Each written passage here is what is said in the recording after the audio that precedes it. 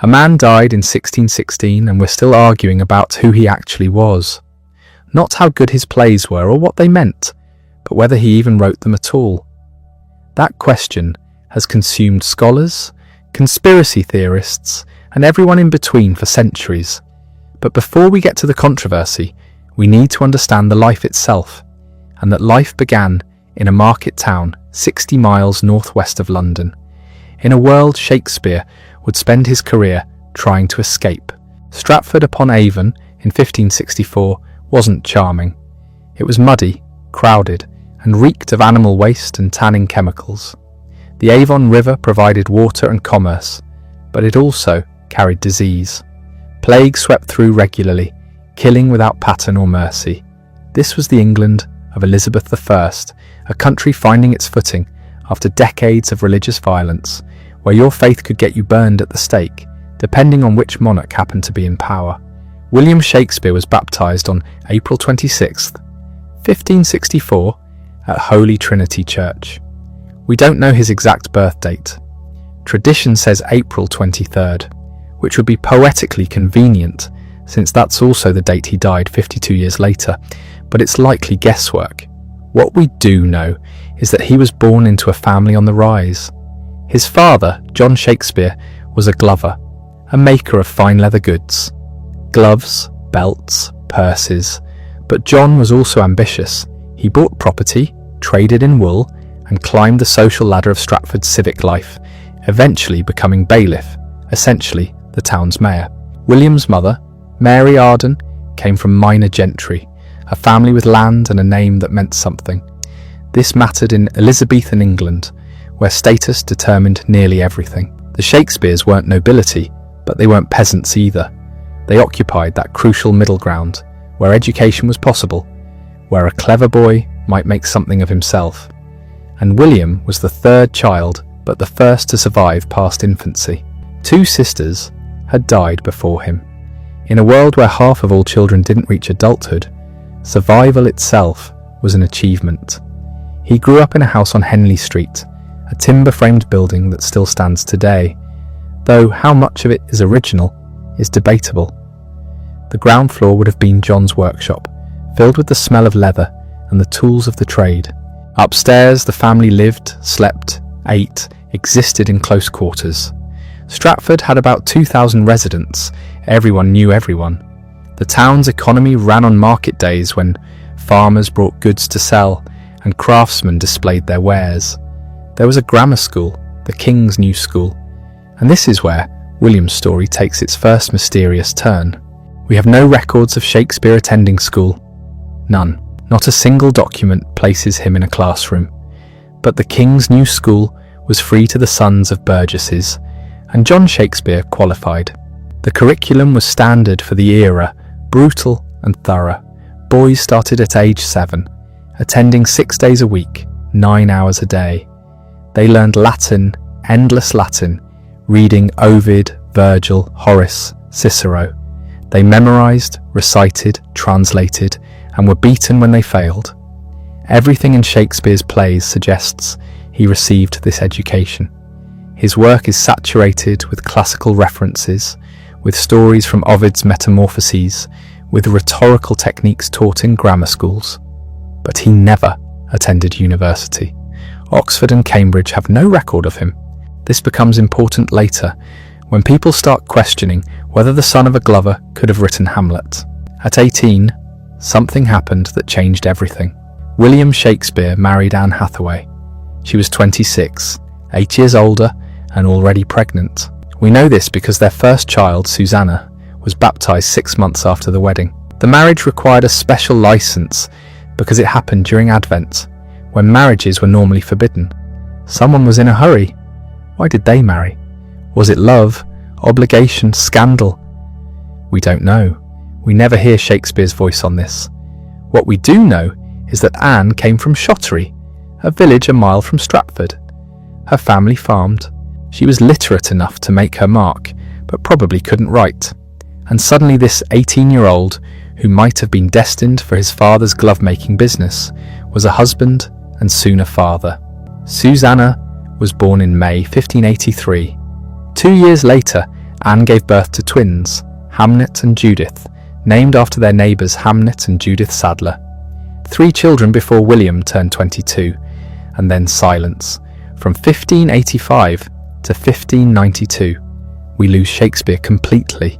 These are the lost years, and they've generated more speculation than almost any other period of his life. Where was he? What was he doing?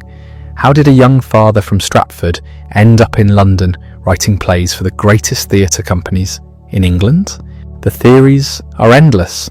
Some say he worked as a school teacher in the country. Others claim he joined a travelling company of actors who passed through Stratford. One tradition says he was caught poaching deer from the estate of Sir Thomas Lucy and fled to London to avoid prosecution. Another suggests he worked as a lawyer's clerk, which would explain his detailed knowledge of legal terminology. We don't know. The documentary record is blank. But what we do know is that by 1592, William Shakespeare was in London working in the theatre and making enemies. The first mention of Shakespeare in London comes from a dying man's bitter attack. Robert Greene was a university-educated playwright, one of the so-called university wits who dominated London theatre in the 1580s. He wrote plays, pamphlets and romances, and he was watching his career collapse as newer writers gained prominence. In September 1592, Greene published a deathbed pamphlet attacking these upstarts. He warned his fellow university men about an upstart crow beautified with our feathers, who thinks he's the only shake scene in the country. Shake scene. A pun on Shakespeare's name. The insult was clear. This actor, this man without a university degree, was daring to write plays and was succeeding. The resentment drips from every word. Here was someone from the provinces, someone who hadn't studied at Oxford or Cambridge, invading their territory and doing it well enough to threaten their livelihoods. Greene died shortly after writing this. His editor, Henry Chettle, later published an apology saying he regretted including the attack because Shakespeare was actually a decent man and an excellent writer. But the damage was instructive. It tells us that by 1592, Shakespeare was already established enough to be worth attacking, already successful enough to make university-educated writers nervous. London in the 1590s was the largest city in England, approaching 200,000 people, a chaotic explosion of commerce, crime, culture, and disease. The city proper sat within ancient walls, but it was spilling beyond them, sprawling into liberties and suburbs where authorities had less control. This is where the theatres were built, outside the jurisdiction of the London city fathers, who viewed plays as sources of immorality, plague, and disorder. The theatre scene was young, vibrant, and brutal. The first permanent playhouse, simply called the Theatre, had only been built in 1576 by James Burbage. Before that, acting companies performed in inn-yards, great halls, anywhere they could gather a crowd. Now there were multiple playhouses competing for audiences. The Theatre, the Curtain, the Rose. They were open-air structures, circular or polygonal, with a raised stage jutting into a yard where groundlings stood for a penny. Wealthier patrons sat in covered galleries. Performances happened in the afternoon, using natural light. There was no scenery to speak of, minimal props, but elaborate costumes. The companies were all male, with boys playing women's roles. They performed a different play nearly every day, requiring actors to memorize thousands of lines, and playwrights to produce new material constantly. It was an industry, a business, and it was growing. When Shakespeare arrived, probably in the late 1580s, he started as an actor. We know he performed because his name appears in cast lists later, including for Ben Jonson's plays. He was never a leading man. The great roles went to Richard Burbage, James's son, who would create Hamlet, Othello, and Lear. Shakespeare played supporting parts, and this put him in the perfect position to understand how plays actually worked on stage. What landed with audiences, what died. But he was writing too. His earliest plays are difficult to date precisely because publication didn't happen immediately and records are sparse. But scholars generally agree that by the early 1590s, Shakespeare had written the three parts of Henry VI, Richard III, the Comedy of Errors, Titus Andronicus, the Taming of the Shrew, and the Two Gentlemen of Verona. These early works show a writer learning his craft. The Henry VI plays are sprawling history plays, chronicling England's loss of France and descent into civil war. They're uneven, sometimes brilliant, sometimes clunky, clearly influenced by Christopher Marlowe's mighty line. Richard III is where Shakespeare found his footing, creating in Richard a villain so charismatic, so theatrically alive, that he dominates every scene. Titus Andronicus is a blood-soaked revenge tragedy, so violent it makes modern audiences uncomfortable, with 14 deaths, multiple rapes and mutilations, and a scene where a mother unknowingly eats her sons baked in a pie. Critics have spent centuries trying to explain away Titus, arguing it's too crude to be Shakespeare's, but it is his, and it was popular. Elizabethan audiences loved violence. They attended public executions for entertainment. Titus gave them what they wanted, while also showing Shakespeare's growing skill with language and structure. The comedies from this period are lighter, experimenting with mistaken identities, cross-dressing, and romantic entanglements. The Comedy of Errors borrows its plot from Roman playwright Plautus, but adds layers of wordplay and emotional depth. The Taming of the Shrew remains controversial for its treatment of Catherine, the sharp-tongued woman broken into obedience, though directors have found ways to play it as satire rather than endorsement. What's remarkable is the range. History, tragedy, comedy, sometimes blending all three. Shakespeare wasn't specializing. He was trying everything, figuring out what he could do, pushing against the conventions of each genre, and people were noticing. By 1594, the London theatre world had been devastated by plague. The outbreak of 1592 to 1594 was severe enough that the playhouses were closed for extended periods. Companies disbanded, actors fled to the countryside, playwrights scrambled for income. During this time, Shakespeare did something unusual. He wrote poetry. Venus and Adonis was published in 1593, dedicated to Henry Wriothesley, the young Earl of Southampton. It's a narrative poem, nearly 1,200 lines, retelling Ovid's story of the goddess Venus pursuing the beautiful youth Adonis, who rejects her and is killed by a boar. It's erotic, witty, and sophisticated, aimed at educated readers, not groundlings at the playhouse. The dedication is carefully worded, respectful but not grovelling, suggesting Shakespeare was seeking patronage. The following year, he published The Rape of Lucrece, also dedicated to Southampton, this time with warmer language, suggesting the patronage had been granted. This poem is darker, longer, dealing with the rape of the virtuous Roman wife Lucrece by Tarquin and her subsequent suicide. Both poems were popular, reprinted multiple times during Shakespeare's lifetime, and they established him as a serious literary figure, not just a playwright. Then there are the sonnets, 154 poems, published in 1609, but probably written over many years, mostly in the 1590s. They're some of the most analysed, debated, and obsessed over poems in English literature. Who is the fair youth addressed in the first 126 sonnets? Is it Southampton? Someone else? Who is the dark lady of the later sonnets? What is the nature of the relationships described? The sonnets break every convention. They're intensely personal, exploring love, desire, jealousy, aging, betrayal, art and mortality, with a directness that feels shockingly modern. Sonnet 18, Shall I compare thee to a summer's day, is famous for its beauty. Sonnet 130, My mistress' eyes are nothing like the sun, subverts the entire tradition of idealized love poetry.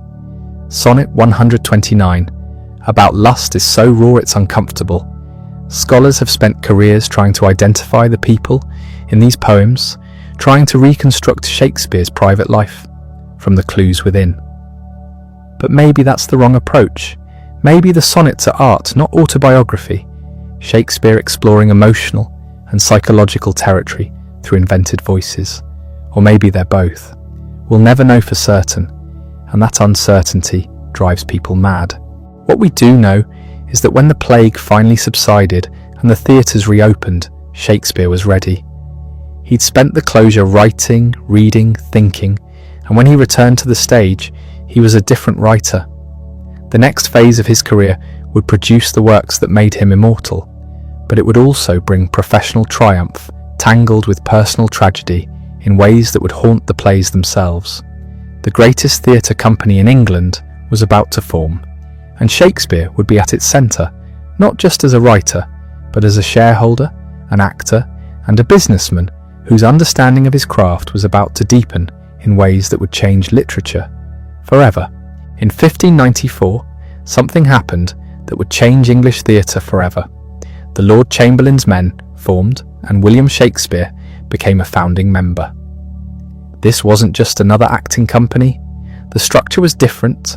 Most companies were owned by a single manager who hired actors and playwrights as employees. The Chamberlain's Men operated as a joint stock company.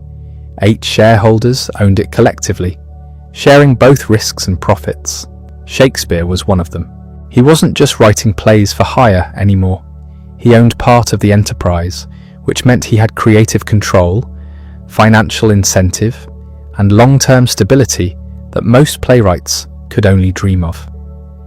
The company's patron was Henry Carey, the Lord Chamberlain, one of the most powerful men at Elizabeth's court.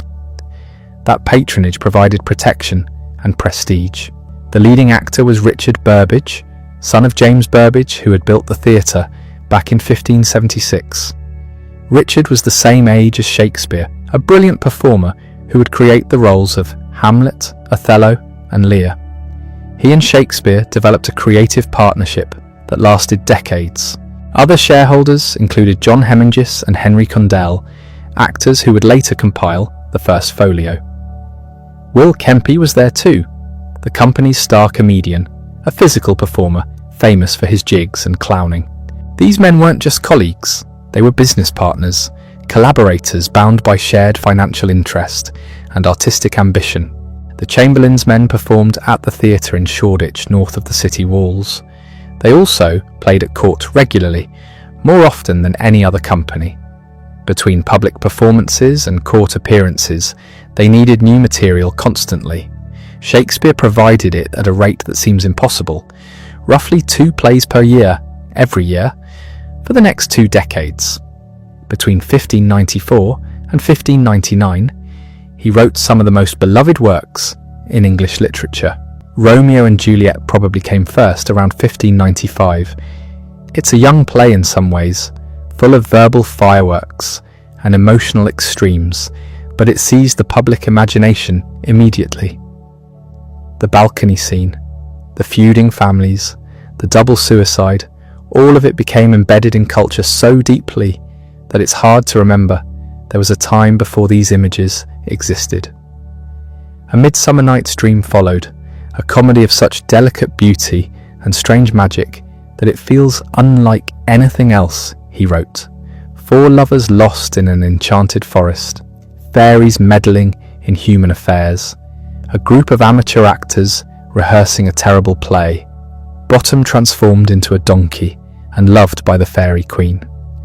The play moves between courtly elegance and crude comedy, between lyric poetry and slapstick, somehow weaving it all into a coherent vision of love as irrational, transformative, and ultimately inexplicable. The Merchant of Venice is harder to categorize. It's listed as a comedy, and it has the structure of one, ending in marriages and reconciliation. But Shylock dominates the play in ways that make the comic resolution feel hollow. Is he a villain or a victim? The play gives ammunition to both readings. His speech, "Hath not a Jew eyes," is one of the most powerful pleas for common humanity ever written. But the courtroom scene where he demands his pound of flesh is genuinely terrifying.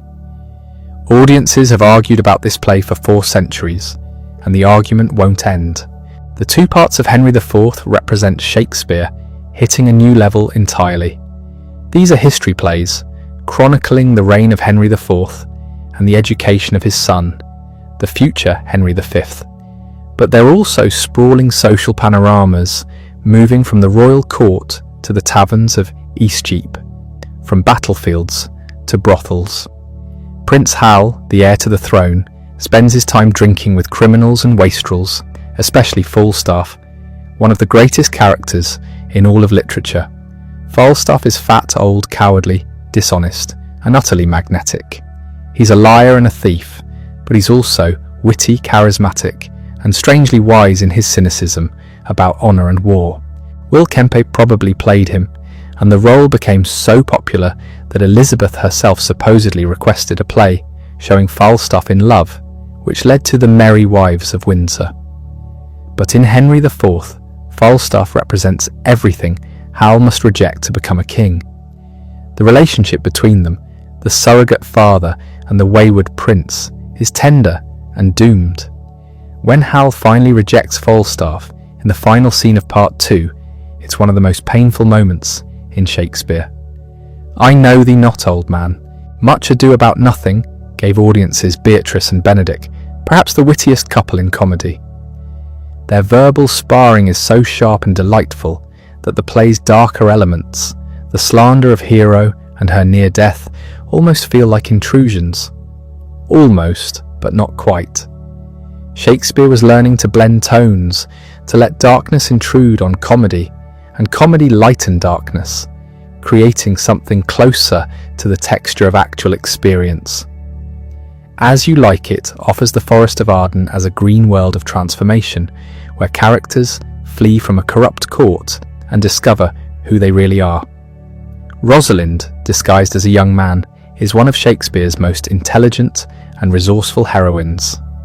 The play is playful about gender, about performance, about the relationship between nature and civilization. Julius Caesar marks a shift.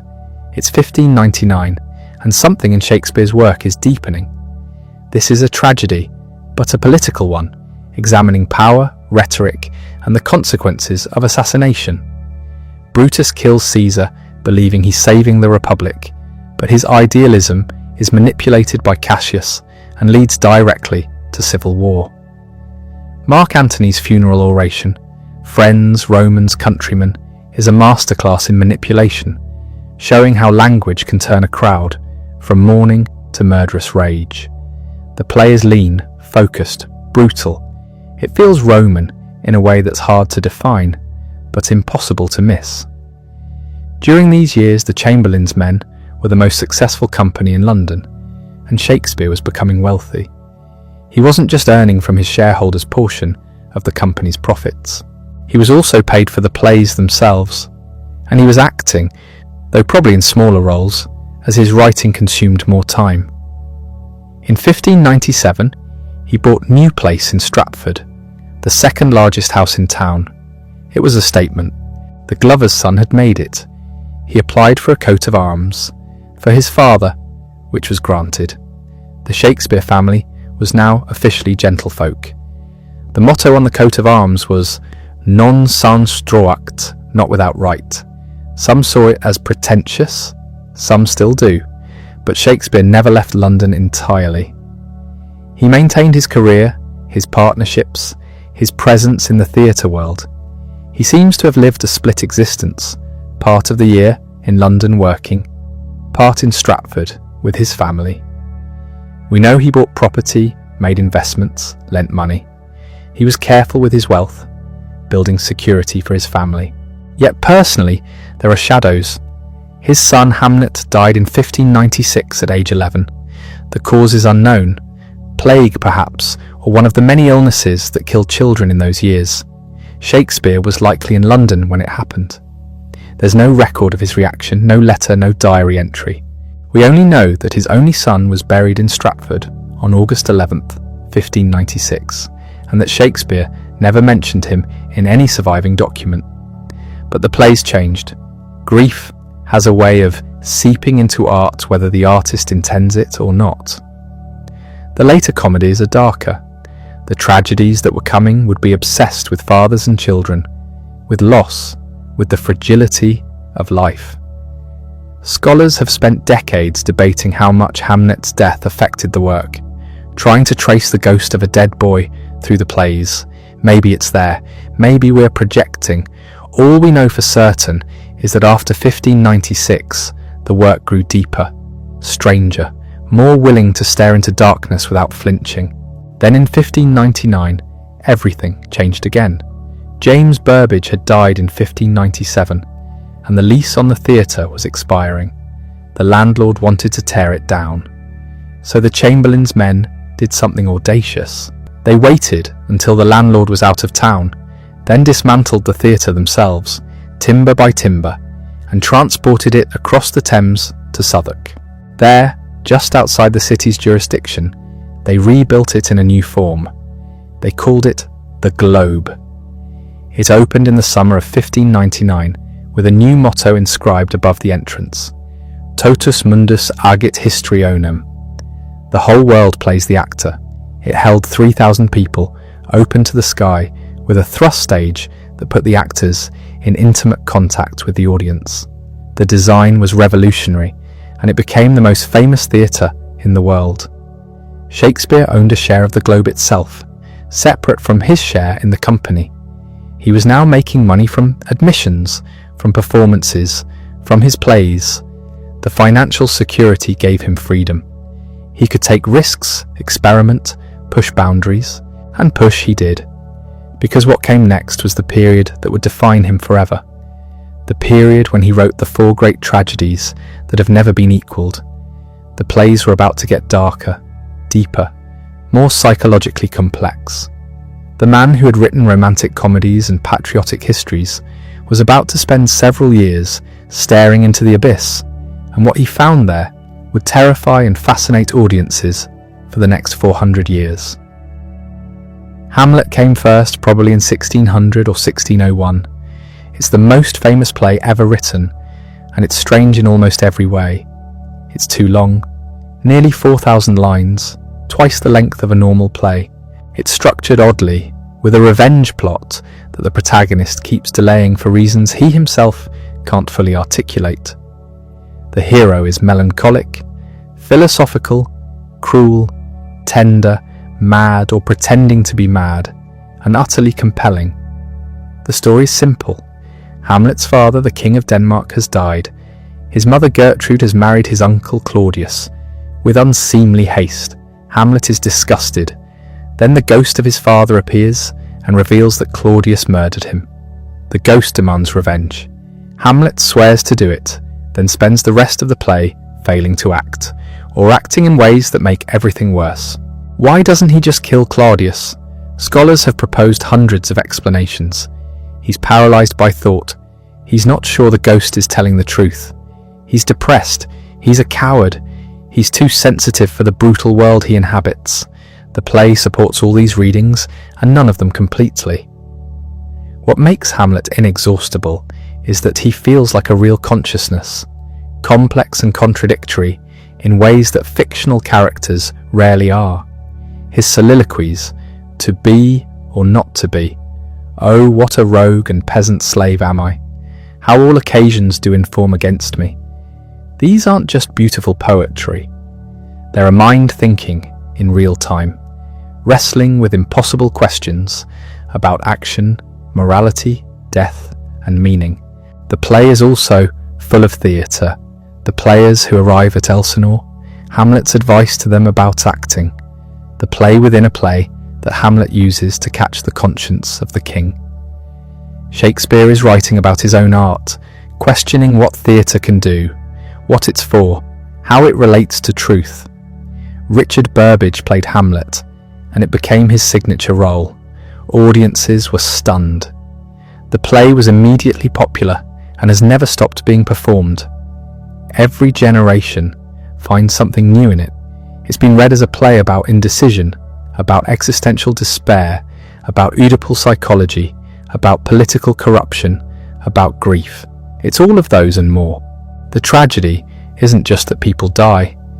The tragedy is that Hamlet's intelligence and sensitivity, the very things that make him extraordinary, make it impossible for him to function in a world that demands action over reflection. By the time he finally kills Claudius, it's almost accidental, and everyone else is dead too. Ophelia has gone mad and drowned herself. Polonius has been stabbed through a curtain. Laertes is dying from a poisoned sword. Gertrude has drunk poisoned wine. The stage is littered with corpses, and the final lines are spoken by Fortinbras, a minor character who's been off stage for most of the play, a man of action who will never understand what happened here. Around the same time as Hamlet, Shakespeare wrote Othello, a tragedy of a completely different kind.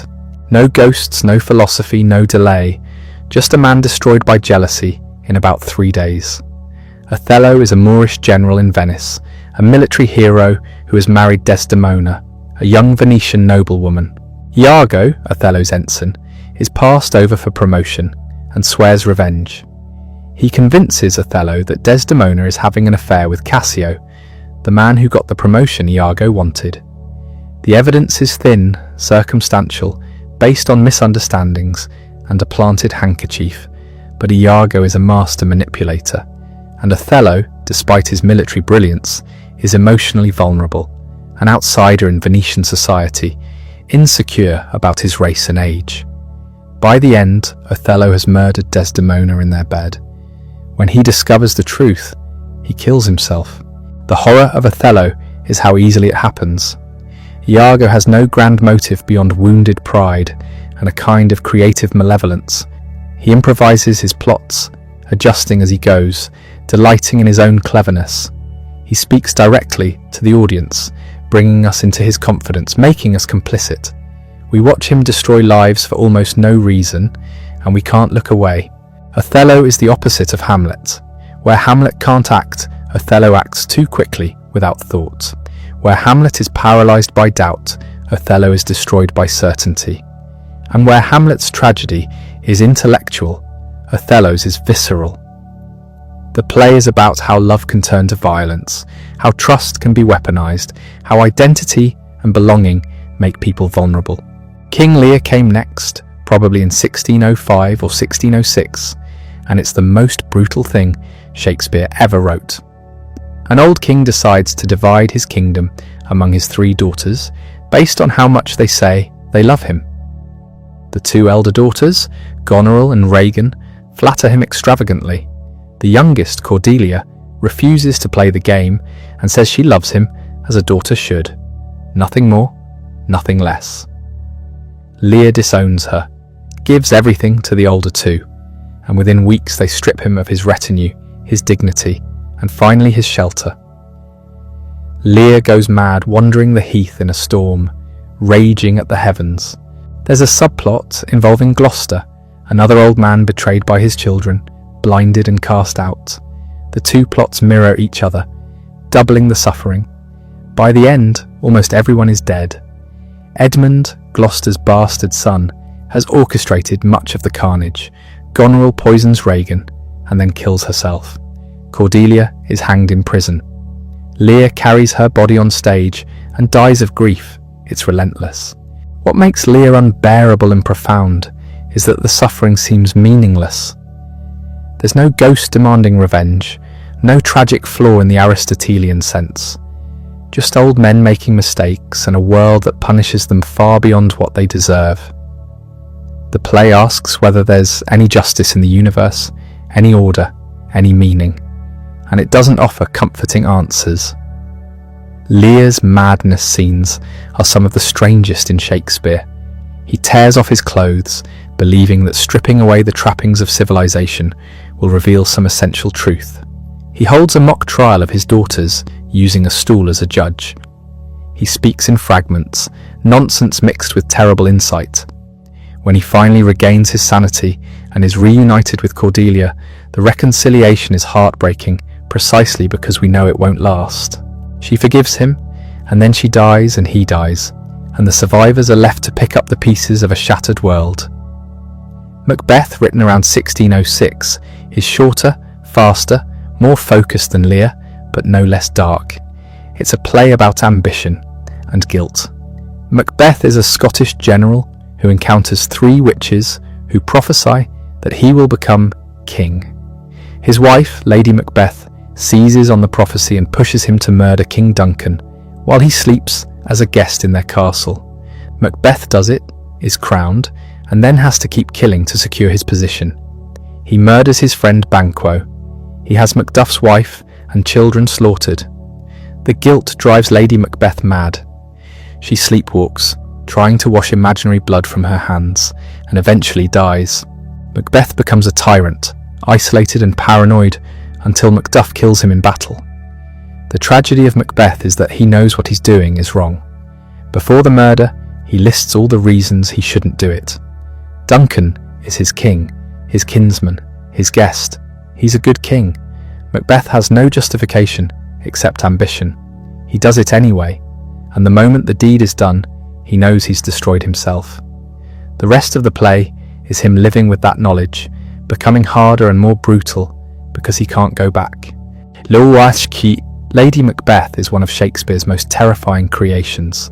She calls on spirits to unsex her, to fill her with cruelty so she can push her husband to murder. She mocks his hesitation, questions his manhood, and provides the resolve he lacks. But after the murder, she disintegrates. The strength was a performance, and once the performance cracks, there's nothing underneath but horror. The witches add a supernatural dimension. Are they causing events or just predicting them? Do they give Macbeth the idea or just confirm what was already in his mind? The play never answers. The prophecies come true, but in ways Macbeth doesn't expect. He's told no man born of woman can harm him, and he feels invincible until Macduff reveals he was from his mother's womb untimely ripped, born by caesarean section. The prophecy was true and misleading at the same time. Macbeth is also a play about sleeplessness. Macbeth murders sleep when he murders Duncan. After that, neither he nor his wife can rest. They're haunted, not by ghosts exactly, but by their own minds. The play's language is thick with darkness, blood, and images of things growing and rotting. It's claustrophobic, suffocating, a nightmare you can't wake from. These 4 plays, Hamlet, Othello, Lear and Macbeth, were written within about 6 years. They represent the summit of tragic drama in English, perhaps in any language. They're unbearable and essential. They show human beings at their most vulnerable, destroyed by flaws that are inseparable from their virtues. Hamlet's intelligence, Othello's passion, Lear's authority, Macbeth's ambition, these are the things that make them who they are, and they're the things that kill them. Shakespeare's tragedies don't offer easy morals. They're not cautionary tales. They're examinations of what it means to be human, to have consciousness, to make choices in a world that is indifferent or hostile. The characters suffer, and the suffering feels real, earned, unbearable. We watch because we recognize something of ourselves in them, and because the language transforms pain into something we can bear to witness. But Shakespeare didn't only write tragedies. Even during these dark years he was writing comedies, though the comedies were getting stranger, more ambiguous, more willing to stare into the same abyss the tragedies explored. Measure for Measure, written around 1604, is classified as a comedy because it ends with marriages, but it's one of the most uncomfortable plays Shakespeare ever wrote. The Duke of Vienna leaves the city and puts Angelo, his deputy, in charge. Angelo immediately cracks down on sexual immorality and sentences Claudio to death for getting his fiancée pregnant. Claudio's sister, Isabella, a novice nun, pleads for her brother's life. Angelo offers a deal. Sleep with me, and I'll spare him. Isabella refuses. The Duke, disguised as a friar, manipulates events so that Angelo ends up sleeping with Mariana, a woman he was once engaged to, thinking she's Isabella. In the final scene, the Duke reveals himself, forces Angelo to marry Mariana, and proposes to Isabella. It should be a happy ending. It's not. Angelo is a hypocrite and possibly a rapist. The Duke is a manipulative voyeur who's been controlling everyone the whole time. And Isabella, asked to give up her vocation and marry a man she barely knows, doesn't answer. In some productions she accepts, in others she's horrified. The text doesn't say. The play asks questions about justice, mercy, power and sexuality that it refuses to answer cleanly. All's Well, that ends well, written around the same time, is similarly uncomfortable. Helena, a poor physician's daughter, loves Bertram, a nobleman. She cures the King of France of an illness, and is granted any husband she chooses as a reward. She chooses Bertram. He's appalled, marries her because the king commands it, and immediately leaves for war, saying he'll never be a real husband to her unless she gets his ring and becomes pregnant with his child, which he considers impossible. Helena follows him, tricks him into sleeping with her through a bed trick, swapping places with another woman he's trying to seduce, gets pregnant and gets the ring. In the end he accepts her, sort of. It's framed as a happy ending, but Bertram is a spoiled, selfish coward, and Helena has essentially ed him into a marriage he never wanted. The tone is sour. These plays are sometimes called problem plays or dark comedies. They occupy a space between tragedy and comedy, unwilling to resolve their conflicts neatly. They show a Shakespeare less interested in providing comfort or closure, more interested in showing the messiness of human behaviour. Then, in the final phase of his career, something shifted again. The late plays, sometimes called the romances, are stranger still. They include Pericles, Cymbeline, The Winter's Tale, and The Tempest, written between about 1607 and 1611. These plays deal with loss, separation, suffering, and reconciliation. They're tragedies that become comedies, broken families that are miraculously reunited, wrongs that are forgiven, often after many years. The Winter's Tale is the most striking example. For the first 3 acts, it's a tragedy. Leontes, king of Sicilia, becomes irrationally jealous of his wife Hermione, convinced she's having an affair with his best friend Polixenes, king of Bohemia. He tries to have Polixenes murdered, fails and puts Hermione on trial. She's pregnant. She gives birth in prison. Leontes orders the baby abandoned in the wilderness. Hermione collapses and is reported dead. Their young son dies of grief. It's brutal, irrational, a family destroyed by one man's paranoia. Then there's a gap of 16 years.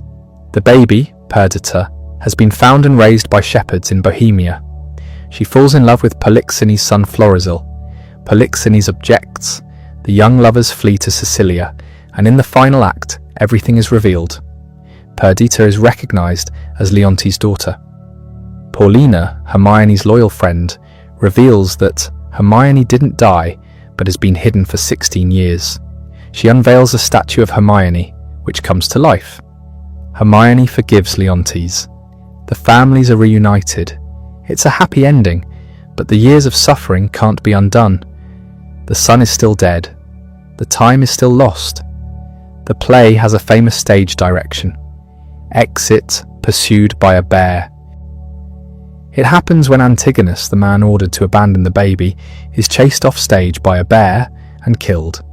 It's absurd and terrifying. Comedy and tragedy colliding. That tension runs through the whole play. The suffering is real, but so is the possibility of grace, of time healing, of forgiveness.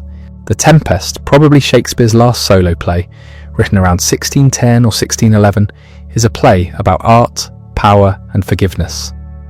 Prospero, the rightful Duke of Milan, was overthrown by his brother Antonio and set adrift with his infant daughter Miranda.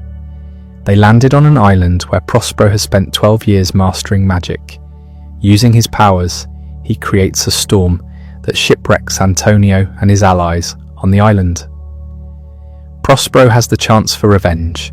He controls everything, manipulating events like a playwright. But in the end, he chooses forgiveness.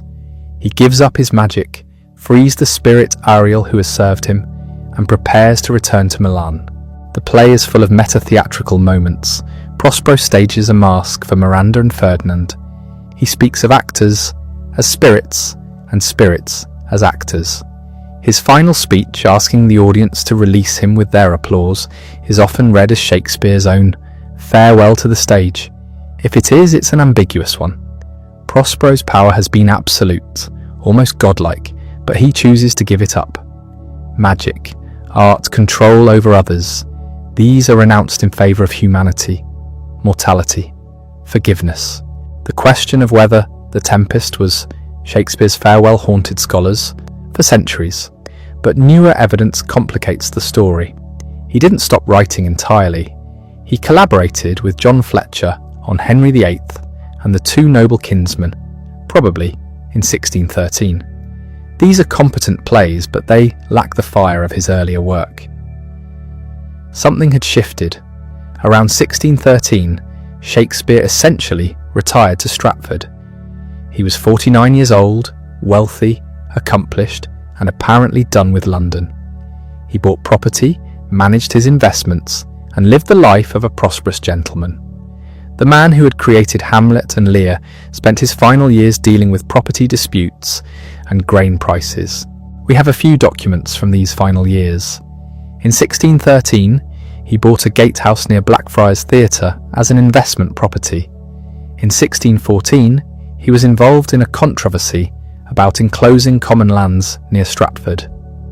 These are the mundane records of a businessman, not an artist. There are no letters about playwriting, no manuscripts, no evidence of the creative life that had consumed him for 25 years. Then in early 1616, he revised his will. The document is dated March 25th, though he may have been ill when he signed it.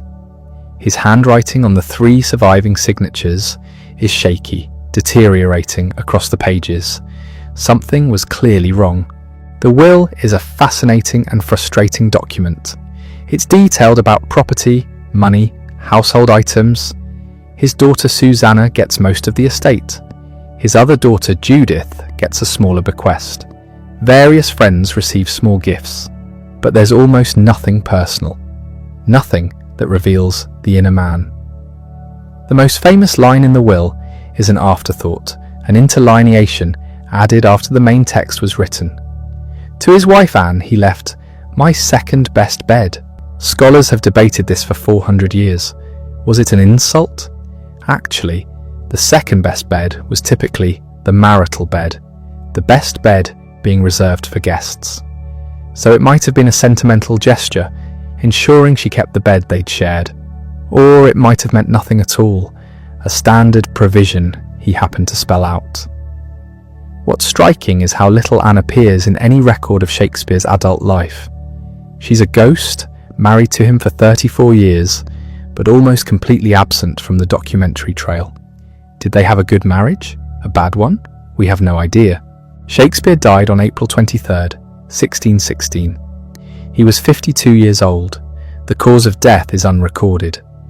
Later traditions claimed he died after a drinking session with Ben Jonson and Michael Drayton, but this is probably invention. Another story says it was a fever. We don't know. April 23rd is also traditionally celebrated as his birthday, which would mean he died on his 52nd birthday, but we only know he was baptised on April 26th. The birthday is an assumption. Still, the symmetry is appealing, the kind of poetic justice Shakespeare himself might have written. He was buried 2 days later, on April 25th, inside Holy Trinity Church in Stratford. This was an honour, a privilege of his status. Most people were buried in the churchyard. Shakespeare's grave is in the chancel, near the altar.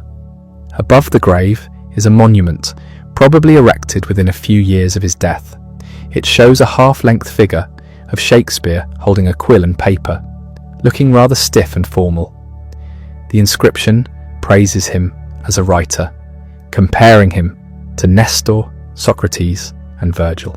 It's hyperbolic but sincere. Below, on the gravestone itself, is a curse. 4 lines warning anyone who disturbs the grave. Good friend, for Jesus' sake forbear to dig the dust enclosed here. Blessed be the man that spares these stones, and cursed be he that moves my bones. It's crude poetry, Nothing like Shakespeare's best work. Some scholars think he wrote it himself in his final illness. Others think it's the work of whoever commissioned the stone. Either way, it worked. The grave has never been opened. In 1623, 7 years after Shakespeare's death, two of his former colleagues from the King's Men, John Hemingis and Henry Condell, published the first folio. It's the most important book in English literature. Without it, half of Shakespeare's plays would have been lost forever. Before the first folio, only 18 of Shakespeare's plays had been published, some in badly corrupted versions. Hemingis and Condell gathered manuscripts, consulted prompt books, and assembled 36 plays into one massive volume. They left out Pericles and the Two Noble Kinsmen, perhaps considering them collaborations rather than Shakespeare's sole work. The first folio cost £1, expensive for the time. It was a large format, impressive and heavy. The title page features the famous engraving of Shakespeare by Martin Droeshout. It's not a great portrait. The head is too large for the body, the expression bland, but it's one of only 2 images we have that were definitely created during or shortly after Shakespeare's lifetime. Ben Jonson contributed a poem to the folio, a generous tribute despite their rivalry. He was not of an age, but for all time. Jonson got that right. In the 400 years since, Shakespeare has never fallen out of favour. His plays have been translated into every major language, performed on every continent, adapted into films, operas, musicals, novels.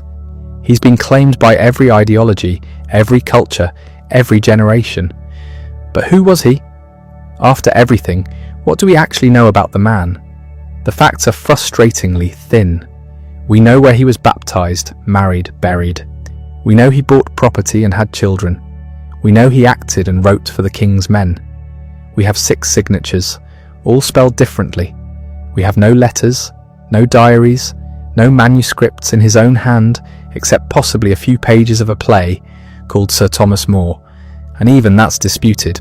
What we have are the plays and poems, 38 plays and 154 sonnets. And from these, people have tried to reconstruct the man. Was he secretly Catholic? Some scholars point to possible Catholic sympathies in the plays, hidden references that a recusant audience would recognise. His father John was fined for not attending Protestant services. His daughter Susanna was cited for the same thing. But this is circumstantial, and Shakespeare's plays show no clear religious position. Was he gay or bisexual? The sonnets addressed to the young man are intensely passionate, expressions of love that go beyond friendship. Shall I compare thee to a summer's day? That's Sonnet 18, addressed to a man. But Renaissance friendship allowed for passionate language that would seem romantic today. We can't know. Was he happily married? He spent most of his adult life in London while Anne stayed in Stratford. That might mean estrangement or simply practical necessity. Actors lived where they worked. No, we don't know. Did he believe in the divine right of kings, or was he a closet radical? His histories seem to support monarchy, but they also show incompetent and tyrannical kings. Plays like Coriolanus and Julius Caesar examine political power with unsettling ambiguity. Every ideology finds support in Shakespeare because he presents all sides. The scholar Stephen Greenblatt called this negative capability, a term borrowed from the poet Keats. Shakespeare had the ability to inhabit any perspective, to make every character's viewpoint convincing. He doesn't tell us what he thinks. He shows us what everyone thinks. This is why we can't pin him down. He's Hamlet and Claudius, Lear and Edmund, Prospero and Caliban. He's everything and nothing, everywhere and nowhere in his own work. The authorship question emerged in the 19th century and refuses to die. The theory goes that a glover's son from Stratford couldn't possibly have written these sophisticated plays. They show too much knowledge of law, court life, foreign countries, classical literature. Surely they must have been written by someone else, someone educated and aristocratic, who used Shakespeare as a front. Candidates have included Francis Bacon, Christopher Marlowe, who supposedly faked his death, and Edward de Vere, the Earl of Oxford. Entire books argue these cases with impressive detail and passionate conviction, but the evidence is overwhelmingly against them. Contemporary documents identify William Shakespeare of Stratford as the author. The first folio editors knew him personally. Ben Jonson, who also knew him, praised him by name. There's no historical evidence of any conspiracy or cover-up. The authorship theories rest on snobbery, the assumption that a middle-class provincial couldn't have been a genius. But genius doesn't require aristocratic birth. Shakespeare's knowledge of law, court life, and foreign places came from books, observation, and imagination. That's what writers do. The real mystery isn't whether Shakespeare wrote the plays, it's how he wrote them. How does a human mind create Hamlet's soliloquies, Lear's madness, Cleopatra's death, the fairies of A Midsummer Night's Dream, Falstaff's wit, Lady Macbeth's guilt? Harold Bloom argued that Shakespeare essentially invented modern human personality, the sense of an interior self that changes through reflection and choice. Before Shakespeare, literary characters were types. After Shakespeare, they were individuals, complex and contradictory, capable of surprising themselves. Think about Hamlet's transformation across the play. He returns from England a different person, calmer, more accepting. The readiness is all. That's not character development through external events. That's internal evolution, the self reconsidering itself. Or consider Macbeth's psychological disintegration.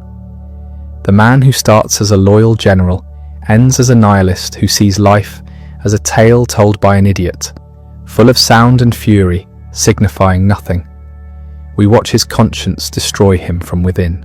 Shakespeare understood that people contain multitudes, that we argue with ourselves, that we perform different roles for different audiences, that we don't fully know our own motivations. This seems obvious now, because Shakespeare taught us to think this way. His influence extends beyond literature into psychology, philosophy, politics. Freud's concept of the unconscious owes a debt to Shakespearean characters who don't understand their own desires. Political theorists from all sides quote Shakespeare to support their arguments. Phrases from his plays have become proverbs embedded so deeply in English that people use them without knowing the source.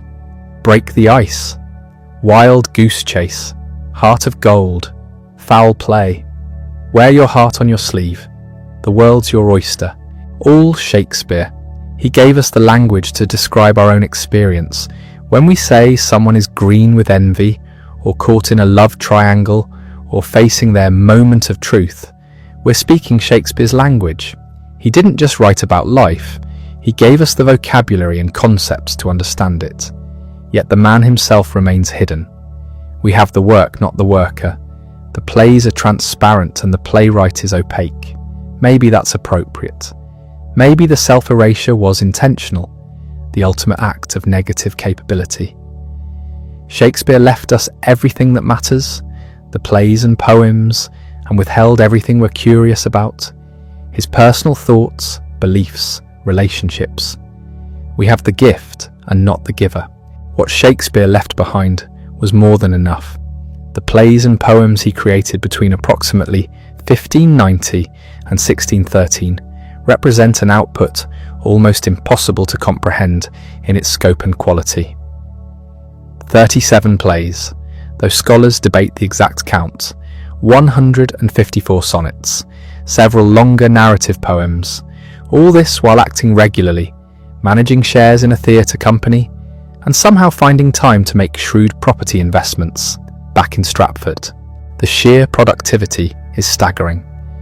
During the most intense period of his career, he was writing roughly 2 plays per year. These weren't formulaic productions churned out mechanically. Each one explored different territory, experimented with form, pushed the boundaries of what theatre could accomplish. From the romantic comedy of As You Like It, to the political tragedy of Julius Caesar, to the domestic nightmare of Othello, written within just a few years of each other. Each demanded total imaginative reinvention. Consider what he achieved in tragedy alone. Hamlet, Othello, King Lear, and Macbeth were all written within about 6 years. 4 of the greatest tragedies in any language, each completely distinct in structure, theme, and emotional landscape. Then he shifted to romance, producing The Winter's Tale and The Tempest, plays that blend tragedy and comedy into something entirely new, stories of loss and redemption that feel almost like myths. The genre classifications we use, comedy, tragedy, history, don't really capture what Shakespeare was doing. Measure for Measure is technically a comedy because it ends in marriage, but it's dark, disturbing, morally complex in ways that make the label absurd. The Winter's Tale contains one of the most shocking stage directions in theatre. Exit, pursued by a bear, marking the death of a character, yet it ends in resurrection and reconciliation. Shakespeare kept breaking his own rules. His understanding of theatrical craft was absolute. He knew exactly how long he could hold a pause, when to break tension with humour, how to structure a scene for maximum impact. The opening of Macbeth gives you 3 witches and thunder, immediately establishing atmosphere. The opening of Twelfth Night gives you music and a duke in love with love itself, setting an entirely different tone. First impressions were as calculated then as they are now. He also understood his audience with precision. The groundlings standing in the pit needed action, humour, spectacle. The wealthier patrons in the galleries wanted sophisticated wordplay, classical references, psychological depth. Shakespeare gave both groups what they wanted simultaneously. A fight scene entertains everyone, but the dialogue before the swords are drawn operates on multiple levels. Mercutio's Queen Mab's speech in Romeo and Juliet dazzles with its imagery, while also revealing character and advancing theme. His actors were collaborators, not just interpreters. Richard Burbage, the company's leading man, originated roles like Hamlet, Othello, and Lear. Shakespeare wrote these parts knowing Burbage's strengths, his vocal range, his physical presence. The roles were tailored like bespoke suits. When Burbage died in 1619, a funeral elegy lamented that his characters died with him. No future Hamlet could quite match the original, because the part was built for a specific body and voice. The boy actors who played female roles presented particular challenges. Juliet, Cleopatra, Lady Macbeth. These psychologically complex women were performed by adolescent males. Shakespeare turned this limitation into opportunity. The disguise plots in the comedies, where female characters dress as men, become deliciously layered. A boy actor plays a woman pretending to be a man. In As You Like It, Rosalind, disguised as a boy, then pretends to be Rosalind to teach Orlando how to woo. The audience watches a boy playing a girl playing a boy playing a girl. The theatricality becomes the point. Death appears constantly in the plays, but Shakespeare's treatment evolved dramatically across his career. The early tragedy, Titus Andronicus, features spectacular violence, characters baked into pies, hands and tongues cut off on stage. It's grand guignol, horror for shock value. By the time he writes Hamlet, death has become philosophical. To be or not to be contemplates suicide and mortality with unprecedented depth. The graveyard scene with Yorick's skull meditates on decay and memory. Violence still happens, the stage ends littered with bodies, but the focus has shifted inward. King Lear pushes further into the darkness. Gloucester's blinding happens on stage, brutally physical, but the real horror is existential.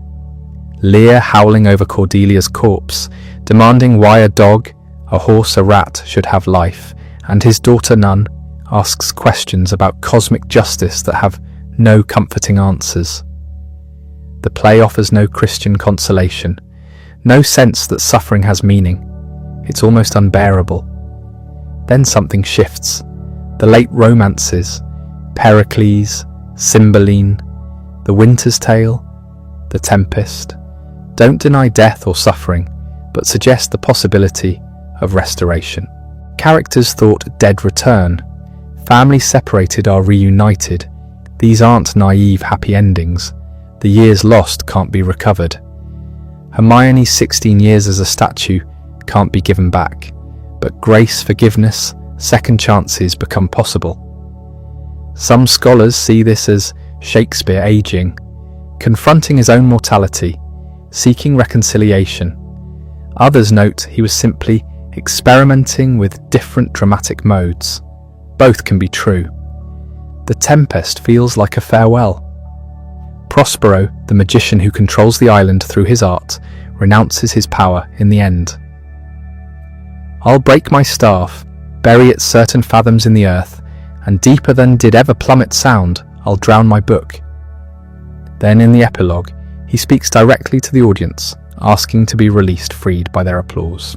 It's impossible not to read this as Shakespeare preparing to leave the theatre, the magician giving up his magic, the playwright stepping back from the stage.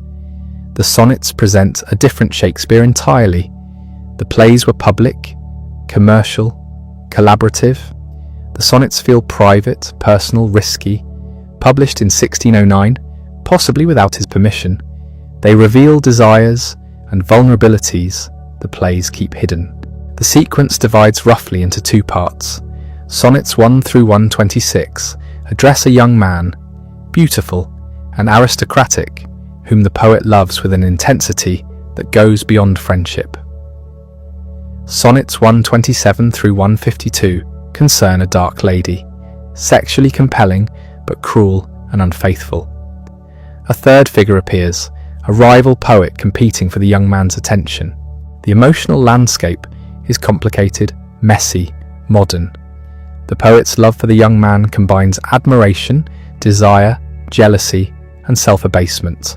He urges the youth to marry and have children to preserve his beauty, then contradicts himself by claiming his poetry will immortalize the young man more permanently than any offspring. He's tormented by the youth's infidelities, devastated when the young man sleeps with the dark lady, yet returns again and again. The dark lady sonnets are even more troubling. The speaker knows she's unfaithful, knows she lies, knows the relationship is destructive, but can't break free. My love is as a fever, longing still for that which longer nurseth the disease. This isn't courtly love poetry, where the lady is pure and the lover noble. This is addiction, compulsion, self-destructive desire, fully acknowledged. Sonnet 130 provides the clearest contrast with conventional love poetry. It systematically dismantles every cliché. My mistress' eyes are nothing like the sun. Coral is far more red than her lips red. If snow be white, why then her breasts are dun. If hairs be wires, black wires grow on her head. He's mocking the exaggerated comparisons other poets use, but the final couplet turns the mockery into something genuine. And yet, by heaven, I think my love as rare as any she belied with false compare. Honesty becomes more romantic than fantasy. The sonnets also reveal Shakespeare's awareness of his own legacy. Sonnet 18, "Shall I compare thee to a summer's day?" concludes with the famous promise. So long as men can breathe or eyes can see, so long lives this, and this gives life to thee. He knew the poems would outlast both himself and his subject. Sonnet 55 is even more explicit. Not marble, nor the gilded monuments of princes, shall outlive this powerful rhyme. That's not false modesty. That's a statement of fact proven correct across 4 centuries. Who were these people? The young man, the dark lady, the rival poet. Scholars have proposed countless candidates. The Earl of Southampton, to whom Shakespeare dedicated his narrative poems, is the most common suggestion for the young man. The dedication to the sonnets themselves refers mysteriously to Mr. W.H., leading to endless speculation. Was it William Herbert, Earl of Pembroke? Henry Wriothesley, with initials reversed? A printer's error? We'll never know with certainty. Does it matter? The biographical puzzle is endlessly fascinating, but the poetry transcends its origins. The emotions, jealousy, desire, fear of aging, the terror of being forgotten, these are universal. Reading the sonnets, you're overhearing someone's private thoughts about love and time and mortality. The specific identities of the other people involved matter less than the rawness of the voice speaking. That voice reveals insecurities the successful playwright kept hidden. Sonnet 29 begins, "When, in disgrace with fortune and men's eyes, I all alone beweep my outcast state. This is despair, isolation, a sense of failure. Only thinking of the beloved restores hope." Sonnet 73 uses the metaphor of autumn and twilight to confront aging. "That time of year thou mayest in me behold, when yellow leaves, or none, or few, do hang upon those boughs which shake against the cold." He's watching himself decline, feeling vitality slip away. The fear of oblivion haunts multiple sonnets. Sonnet 55, already mentioned, tries to defeat time through art. Sonnet 60 describes time as an enemy. "Like as the waves make towards the pebbled shore, so do our minutes hasten to their end. Everything flourishes, then decays. Only verse can resist the destruction." It's a bold claim and an anxious one. The poet is fighting mortality with words, asserting immortality while deeply aware of his own finitude. By 1613, Shakespeare had mostly stopped writing. The Tempest was probably his last solo work, though he collaborated with John Fletcher on Henry VIII and possibly The Two Noble Kinsmen. He was wealthy enough to retire.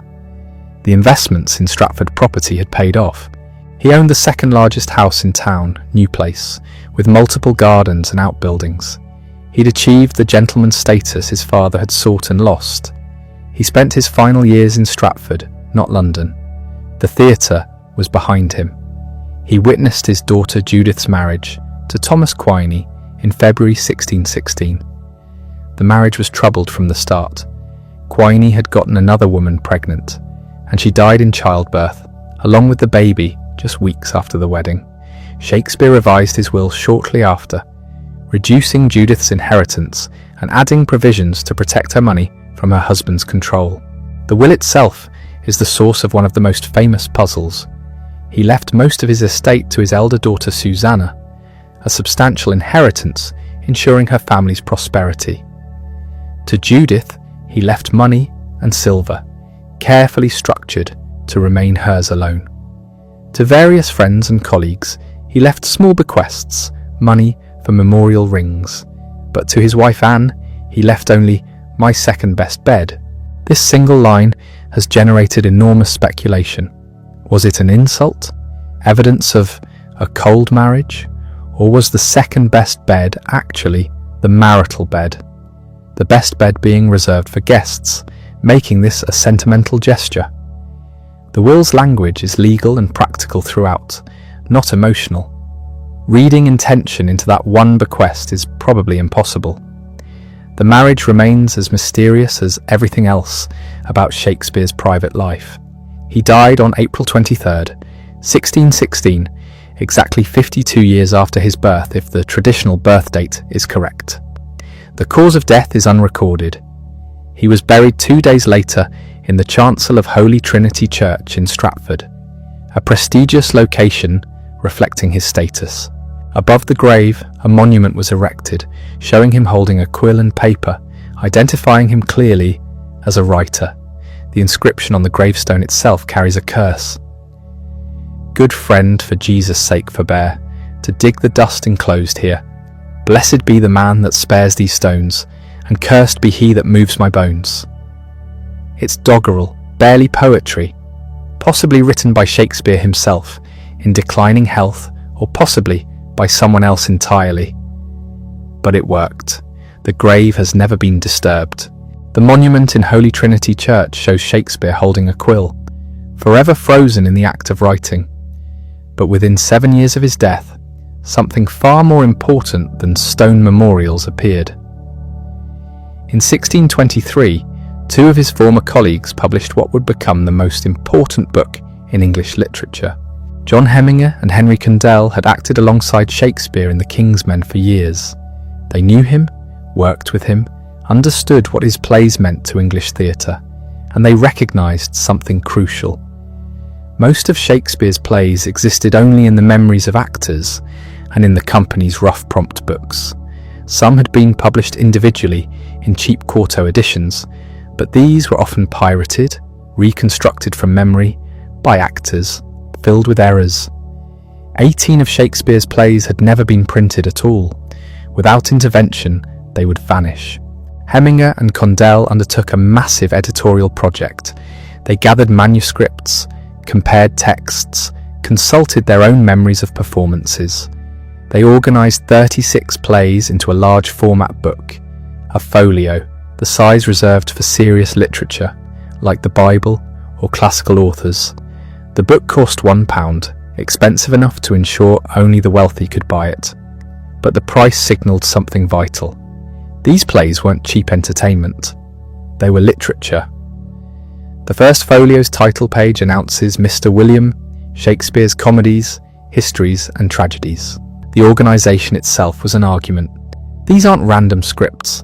They're a coherent body of work by a single author, carefully categorised, worthy of preservation and study. The preliminary material includes Ben Jonson's poem To the Memory of My Beloved, the author, Mr. William Shakespeare. Johnson, who'd criticised Shakespeare for lacking classical education, now declared him superior to all the Greek and Roman playwrights. He wasn't just of an age, but for all time. Hemminger and Condell's address to the readers is remarkably candid. They admit they're publishing for profit, yes, but also to preserve what would otherwise be lost. They describe Shakespeare's writing process, claiming his mind and hand went together, that he barely blotted a line.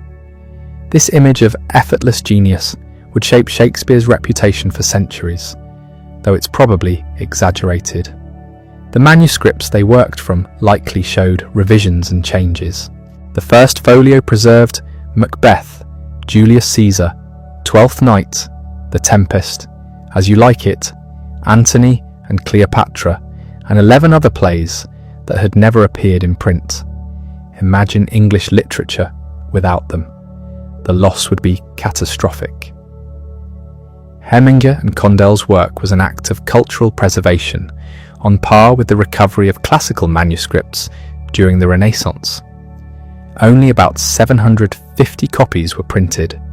Roughly 235 survive today, scattered across libraries and private collections. Each is worth millions.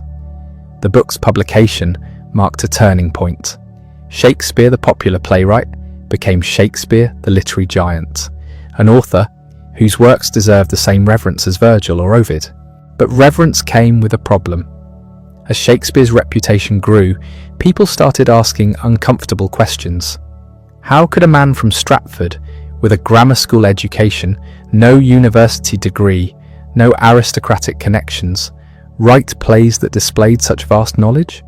The works reference classical mythology, Italian geography, French court customs, falconry, law, medicine, military strategy, navigation. The vocabulary is immense, the learning apparent on every page.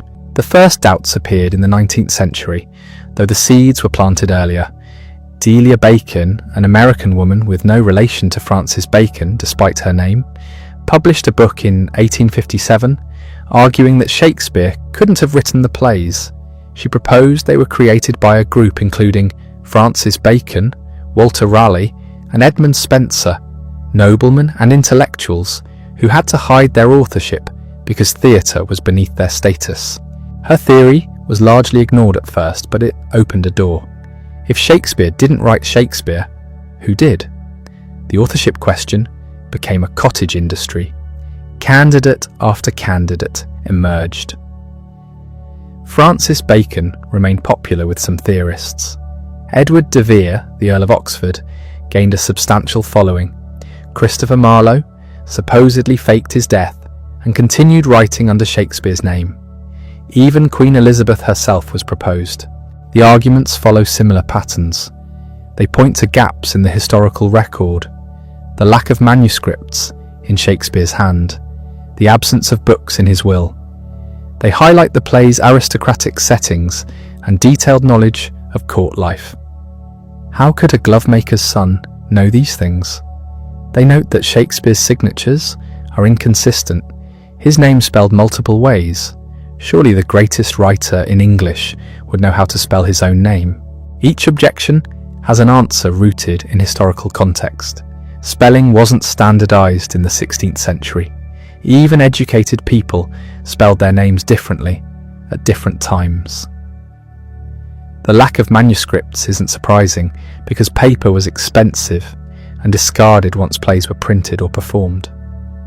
Books weren't listed in wills because they had little monetary value and were often given away before death. As for knowledge of court life, Shakespeare spent 20 years in London's theatrical world, performing at court, mixing with educated patrons, reading voraciously.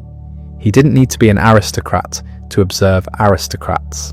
The grammar school education objection reveals class bias more than historical insight. Stratford's grammar school was excellent by the standards of the time. Students learned Latin thoroughly. Read Ovid, Virgil, Terence and Plautus. This classical foundation appears throughout Shakespeare's work. His plots often come from sources available in Latin or in English translations. There's no mystery here. What the authorship theories really reveal is discomfort with genius emerging from ordinary origins. The assumption that great art requires aristocratic birth or university credentials says more about our prejudices than about Shakespeare. Ben Jonson, who knew Shakespeare personally, had no doubts, neither did any of his contemporaries. The questioning only began 2 centuries after his death, when the man had become mythical and the social context had been forgotten. Professional Shakespeare scholars, the people who spend careers studying the period, the language, the theatre, are virtually unanimous. Shakespeare wrote Shakespeare. The evidence is overwhelming once you understand the historical context. But the conspiracy theories persist because they offer narrative satisfaction. A secret author, hidden codes, elaborate cover-ups. It's more dramatic than the truth, which is that a brilliant man from a small town moved to London, worked incredibly hard, learned his craft and wrote masterpieces. The real mystery isn't authorship, it's how he did it. How does anyone create Hamlet or Lear? Genius remains unexplainable, whether it emerges from Stratford or Oxford, from a university or a theatre company. The plays exist. They changed literature permanently. That's what matters. By the 18th century, Shakespeare's reputation had fully solidified. Samuel Johnson published an annotated edition in 1765, treating the plays with scholarly seriousness previously reserved for classical authors. Johnson defended Shakespeare against critics who complained about his violations of classical dramatic rules. The Greeks insisted on unity of time, place and action. Shakespeare ignored all three. Johnson argued that truth to human nature mattered more than arbitrary rules. Shakespeare's mixing of comedy and tragedy in the same play wasn't a flaw, but an innovation reflecting life's actual texture. The Romantic poets elevated Shakespeare even higher. Coleridge lectured extensively on the plays, analysing their psychological depth. He argued that Shakespeare's characters weren't types but individuals, each with distinctive psychology. Hamlet's hesitation wasn't a plot device, but a window into a specific consciousness. This approach, reading the plays as psychological realism, became dominant and remains influential. Germany embraced Shakespeare with particular intensity. Goethe and Schiller both revered him. August Wilhelm Schlegel's German translations, published between 1797 and 1810, were so good they essentially created a German Shakespeare, absorbed into that nation's literary canon as thoroughly as any native author. To this day, Shakespeare is performed more frequently in Germany than anywhere except England. The Victorian era brought massive scholarly additions and an almost religious reverence. Shakespeare became a moral teacher, his works mined for uplifting sentiments and wisdom about human nature. This sanitizing impulse led to Bowdlerized editions, like those of Thomas Bowdler, who removed anything he considered indecent. The sexual jokes, the violence, the darkness, all softened or cut entirely. Families could read Shakespeare without blushing, but sanitizing Shakespeare means gutting Shakespeare. The plays aren't morally simple. They're ethically complex, often disturbing, filled with ambiguity. Measure for Measure presents a duke who manipulates everyone around him, supposedly for good purposes, but the methods are questionable and the ending uncomfortable. Is this a comedy? Technically yes, because it ends in marriage. But the marriages feel forced, the resolution unstable. Victorian attempts to extract clear moral lessons miss the point. The 20th century brought new approaches. Psychoanalytic criticism read the plays through Freud, finding Oedipal complexes in Hamlet and subconscious desires throughout. Marxist critics analysed class conflict and economic structures. Feminist scholars examined the treatment of women, noting both the strong female characters and the patriarchal assumptions. Post-colonial readings explored The Tempest's treatment of Caliban, seeing colonialism's violence beneath the surface. Each generation finds different things in Shakespeare because the plays are capacious enough to contain multiple meanings. They're not propaganda for any single viewpoint. They present situations, develop characters, and let audiences draw conclusions. Shylock in The Merchant of Venice is a villain in the play's structure, but his "hath not a Jew eyes" speech is so powerful that many productions now play him sympathetically, turning the play into a critique of the Christian character's cruelty. Shakespeare wrote that possibility into the text, whether intentionally or not. Performance history reveals these shifting interpretations vividly. 19th century Hamlets were melancholic scholars. 20th century versions emphasized his violence and erratic behavior. Laurence Olivier's 1948 film presented him as paralyzed by an Oedipal complex. Kenneth Branagh's 1996 version played him as vigorous and decisive, the delay caused by external circumstances rather than internal hesitation. Both readings work because the text supports multiple approaches. The plays have been adapted into every conceivable form: operas, ballets, novels, films, graphic novels, video games. West Side Story transforms Romeo and Juliet into 1950s New York gang warfare. Throne of Blood relocates Macbeth to feudal Japan. 10 Things I Hate About You updates The Taming of the Shrew as a teen comedy. Some adaptations are reverent, others radical, but all acknowledge Shakespeare as the source. In education, Shakespeare remains mandatory, though the methods have changed. Victorian students memorized speeches and analyzed moral themes. Modern classrooms often start with performance, getting students on their feet speaking the lines, because these are scripts meant for actors, not just readers. The language is challenging, genuinely difficult for contemporary students, but the stories and characters remain accessible.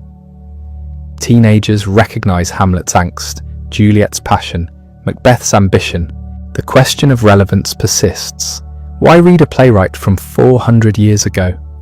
The language is archaic, the cultural references obscure, the worldview distant from ours.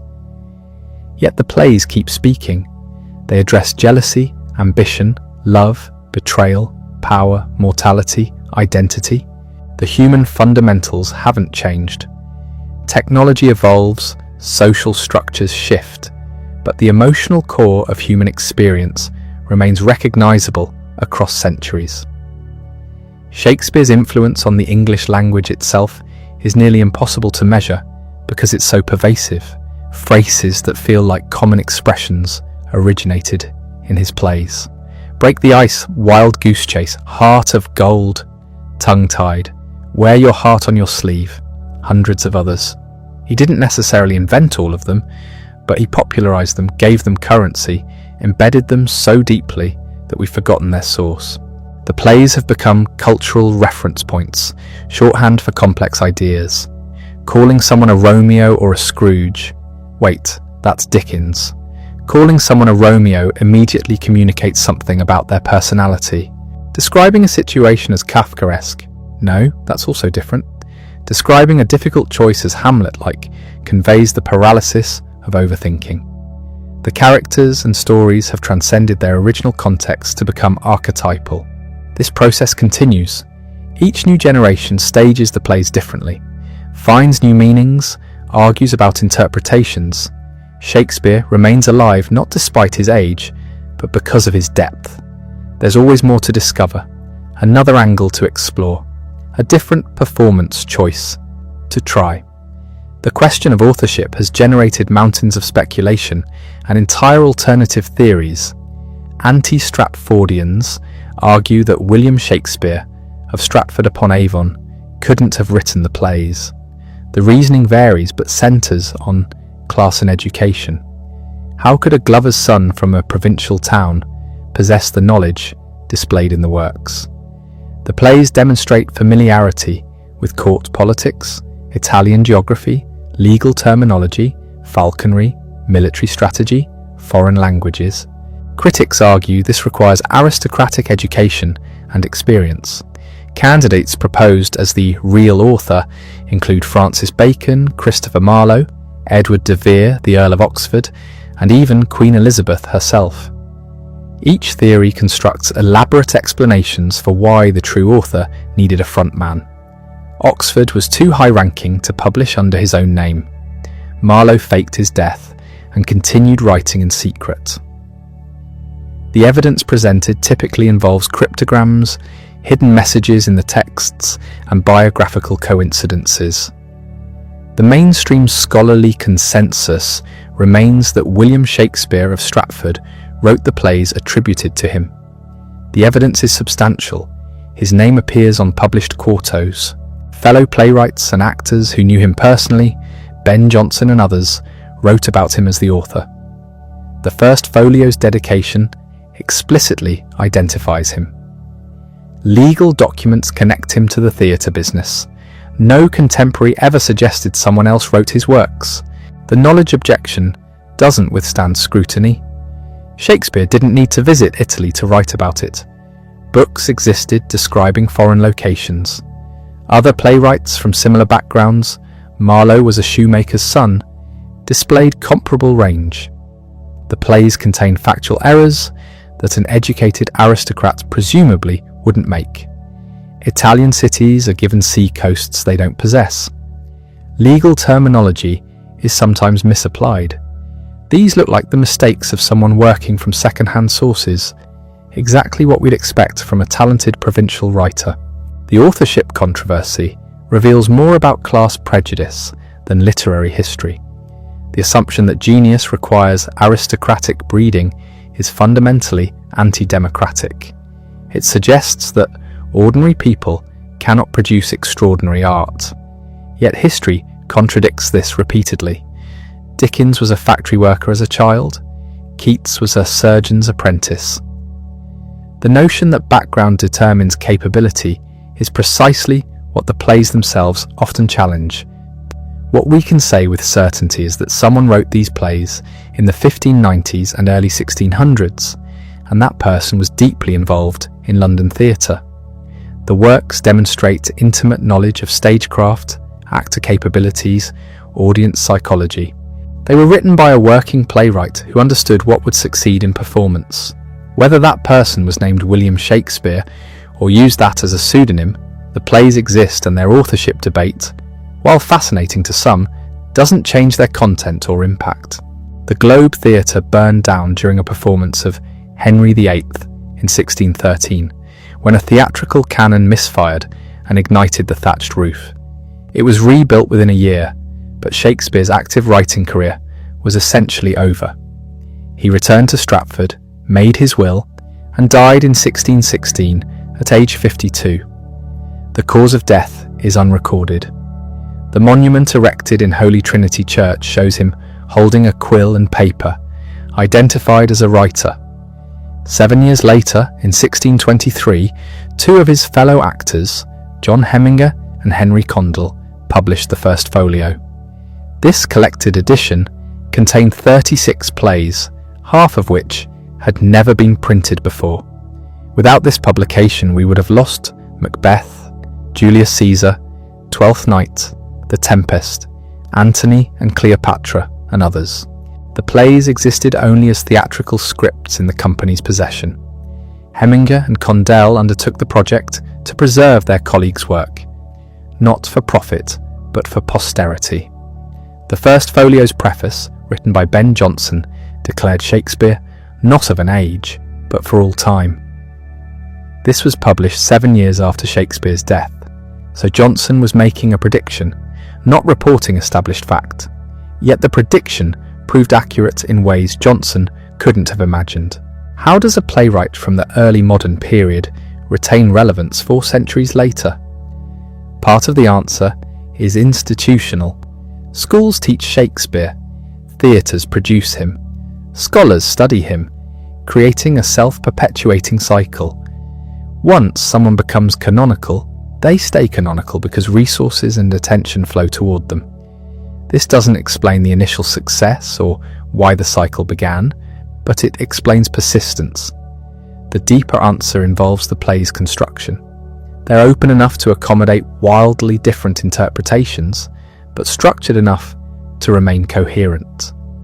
They address universal human experiences through specific historical stories. They contain language that works both as beautiful poetry and as dramatic action. Characters reveal themselves through speech in ways that feel psychologically realistic, despite the stylized verse form. Consider King Lear. An old king divides his kingdom among his daughters based on their declarations of love.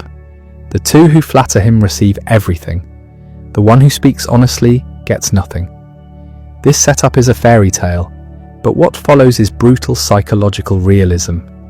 Lear goes mad from the realization that he misjudged everything. His suffering is cosmic in scale, but intimately human in detail.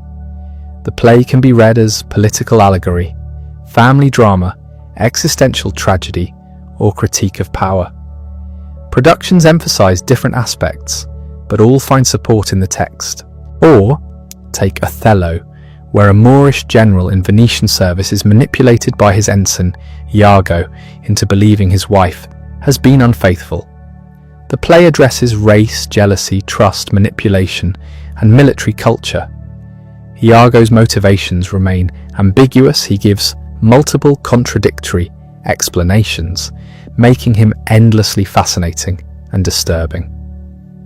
Othello's tragedy stems from his outsider status and his ultimate acceptance of Venetian prejudices against himself. Modern productions grapple with the play's racial dynamics in ways earlier eras often ignored or minimized. The comedies present different challenges.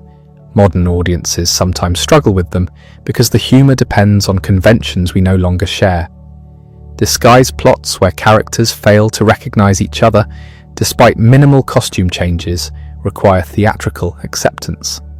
Gender dynamics in plays like The Taming of the Shrew can seem deeply problematic. Catherine's final speech submitting to her husband reads as either ironic or misogynistic, depending on performance choices. Yet the comedies also contain moments of surprising depth. As You Like It features the melancholy Jacques delivering the "All the World's a Stage" speech, a meditation on human life's progression through 7 ages that remains moving. Twelfth Night balances romantic confusion with Malvolio's humiliation, a subplot that can turn cruel. The Fool Feste sings "The Rain It Raineth Every Day," a song that shifts from comic to melancholic, depending on context. The late romances, The Winter's Tale, Cymbeline, The Tempest move toward reconciliation and forgiveness. Characters separated for years reunite. Those presumed dead return. Magic and providence intervene. These plays feel different from the earlier tragedies, less concerned with justice than with grace. The Winter's Tale features one of literature's most famous stage directions, Exit, pursued by a bear, and ends with a statue coming to life, Hermione restored to Leontes after 16 years. The Tempest is often read as Shakespeare's farewell. Prospero, the exiled duke who controls the island through magic, eventually breaks his staff and drowns his book, relinquishing power. His final speech asks the audience to release him through applause. The identification of Prospero with Shakespeare himself is probably too neat, but the play does feel valedictory, concerned with endings and letting go. Shakespeare's influence on subsequent literature is impossible to fully catalogue. English Romantic poets revered him. Keats kept a bust of Shakespeare in his room. Coleridge's lectures on the plays shaped 19th century interpretation. The Victorians saw him as a moral teacher. Modernists appreciated his formal experimentation and psychological depth. Post-colonial critics examine his representation of race and empire. Feminist scholars analyse his female characters and gender dynamics. Writers have responded to him directly. Tom Stoppard's Rosencrantz and Guildenstern Are Dead tells Hamlet from the perspective of two minor characters. Jane Smiley's A Thousand Acres retells King Lear as an Iowa farm family drama. The science fiction novel Station 11 by Emily St. John Mandel features a travelling theatre troupe performing Shakespeare after civilization's collapse, arguing that art remains essential even in catastrophe. Film has embraced Shakespeare since cinema's beginning. Laurence Olivier's mid-century adaptations brought the plays to mass audiences. Franco Zeffirelli's Romeo and Juliet cast young actors and emphasized the story's youthful passion. Baz Luhrmann's version relocated it to contemporary Verona Beach with guns instead of swords, but retained the original dialogue. Kenneth Branagh's Hamlet used the full text, running over 4 hours. Julie Taymor's Titus adapted the bloodiest play with hallucinogenic visuals. Akira Kurosawa's Throne of Blood and Ran reimagined Macbeth and King Lear in feudal Japan, proving the stories transcend their English setting. These aren't translations but transformations, finding equivalents in different cultural contexts. The core narratives about ambition, madness, betrayal, and family remain recognizable across vast cultural distances. The plays continue to generate controversy. Modern productions regularly update settings and interpretations. All female casts, race-conscious casting, contemporary costumes. These choices spark debates about fidelity versus innovation. Purists argue for historical authenticity. Others contend that radical reinterpretation keeps the works alive. Both positions claim to honor Shakespeare's legacy, just through different means. Educational approaches have shifted toward accessibility. Facing pages with modern English translations help students navigate the language. Film clips demonstrate performance possibilities. Digital resources provide historical context. The goal is lowering barriers while maintaining the original's richness. Some argue this dilutes the experience. Others counter that excluding students through difficulty serves no one. The question persists of what we gain from continued engagement with these texts. Why not replace them with contemporary works addressing modern concerns in modern language? The answer isn't that Shakespeare is better than current writers, but that the accumulated weight of interpretation and adaptation has made the plays into cultural infrastructure. They're reference points everyone shares, enabling communication across generations and contexts. When someone describes a toxic relationship as Othello-like or political overreach as Macbeth's ambition, they're using shorthand that carries centuries of meaning. This shared vocabulary has value beyond the original texts. It's how cultures maintain continuity while allowing change. Shakespeare's works also demonstrate that art can survive its original context. The plays were written for audiences who no longer exist, in a language that has significantly changed, addressing political situations long resolved. Yet they remain vital. This offers hope that current artistic creation might also transcend its moment, that what seems time-bound today might speak to futures we cannot imagine. The plays are not perfect. They contain offensive stereotypes, problematic politics, and outdated worldviews. Shylock's Jewishness is presented through anti-Semitic tropes. Othello's race is exoticized. Caliban in The Tempest can be read as a colonial subject, his attempted resistance punished. Modern productions grapple with these elements, sometimes cutting them, sometimes confronting them directly, sometimes attempting to subvert them through performance. Engaging with Shakespeare now means engaging with this history of interpretation and appropriation. The plays arrive with baggage. We cannot read them innocently, as if encountering them fresh. Every production responds to previous productions. Every reading exists in dialogue with centuries of scholarship. This density can be enriching or overwhelming. What remains clear is that the plays have not exhausted their possibilities. New performances continue finding unexplored dimensions. Scholars still publish books, offering fresh perspectives. Adaptations keep appearing in unexpected forms. 400 years after his death, Shakespeare remains not a monument, but a living presence, constantly reinterpreted and constantly relevant. The conversation continues because the plays reward sustained attention. There's always another layer to uncover, another question to ask, another way to understand what these works reveal about human nature and the possibilities of language. That's why we keep returning to them, why they keep returning to us. 400 years separates us from Shakespeare's death, yet the plays refuse to become historical artifacts. They keep generating new meanings, provoking fresh arguments, demanding reinterpretation. Every generation believes it has finally understood what the plays really mean, only for the next generation to discover something entirely different hidden in the same lines. This isn't because Shakespeare was prophetic or because he somehow anticipated modern concerns. It's because he built structures capacious enough to contain contradictions. Hamlet can be paralyzed by thought or driven by circumstances, depending on how you stage it.